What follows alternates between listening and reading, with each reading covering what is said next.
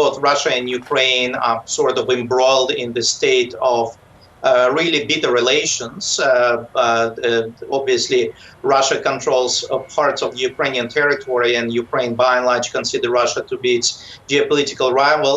Having said that, there is obviously an ongoing, a pretty strong economic relationship. So it's a bit of a confusing situation when, on one hand, you have ongoing economic relations which keep going strong, and on the other hand, you have this near-open hostility ranging from political, ideological to obviously a forced confrontation on the ground. So how close do you think war could be? Or do you think it's likely that it might not be an all-out military conflict and Russia could really just be looking to destabilize Europe?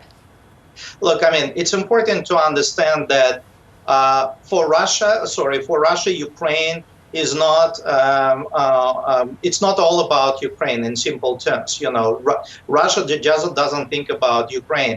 Russia at the moment is engaged in high-level strategic discussions and consultations with the United States, with members of the North Atlantic Treaty Organization about broader and more strategically relevant questions concerning the distribution of forces across the European theater of war, strategic stability when it comes to relations between the two nuclear superpowers. Ukraine just happens to be an immediate point of irritation in the relations between Russia and the West. So for Russia, occupation of Ukraine is not number one or number two priority. It can do it, and I think it can move in and inflict collateral damage on Ukraine, especially if Ukraine will try to seize control over areas currently managed and controlled by pro-Russian separatists.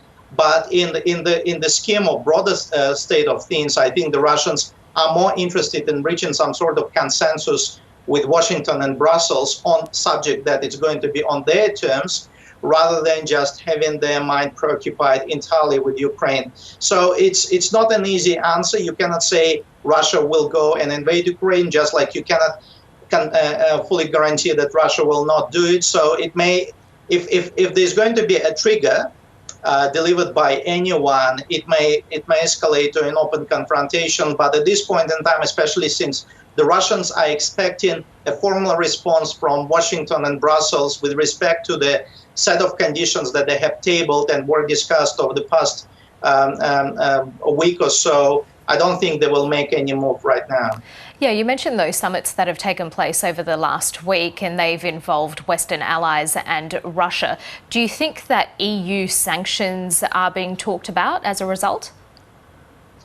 Well, EU has entertained the idea of imposing more sanctions on Russia, just like US Congress was proposing even more severe sanctions, or how they describe them, the sanctions from hell against Russia, even as a form of deterrence, as a form of preventing Russia from making any moves against Ukraine.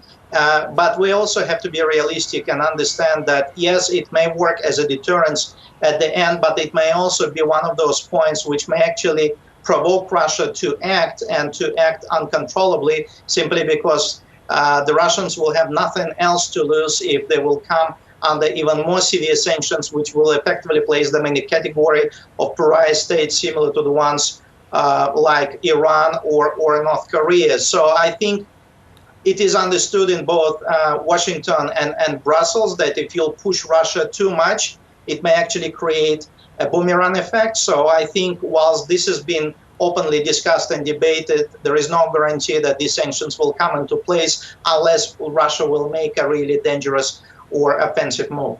What does this destabilizing do to the region as a whole? Look, I mean, it's very much about the strategy escalate to de-escalate. So the Russians are raising up their stakes and doing it quite deliberately. Also with an excuse that there is no way for them to retreat. They kind of been pushed against the wall, and the only way from here is moving forward and launching a counteroffensive. So obviously it makes everyone else feel really uncomfortable, because the massing of forces not just along the Russia-Ukraine border, but now there is an injection of significant forces that Russia moves from its eastern regions into neighboring Belarus, and that would obviously make neighboring countries such as Poland or Lithuania feel incredibly and increasingly uncomfortable, because any force concentration is not something that a neighbor, especially if it has difficult relationship with the country that instigates it, would be welcoming. So